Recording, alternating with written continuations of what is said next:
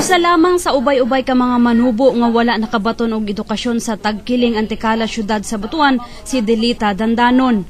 38 anyos na kini, minyo og unom na ang anak apan karon pa siya nakakaton sa pagsulat ug pag-ihap pinaagi sa alternative learning system sa Tagkiling Tribal Elementary School.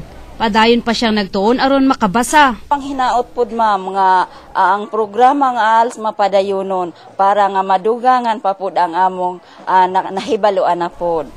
Saysay ni ini kasagaran sa mga manubo sa bukid nagpuyo og layo sa eskwelahan. Tungod usab sa kapobrehon, wala gatagad ang mga ginikanan sa paghatag kanila og edukasyon. Pakusgan karon sa DepEd City Division Office ang kampanya aron maaghat ang katigulangang manubo sa pagpaskwela sa ilang mga anak. So what we need is we will train our teachers how to teach the IPs so that these people will be, the IPs will be proud of their heritage. And at the same time, they will also understand the culture of the other people.